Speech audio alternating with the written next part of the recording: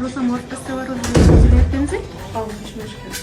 زي ما قلت لك اللي هو الكات خليجي، الالوان اللي في العين، بس مش عايزاها مفتوحه.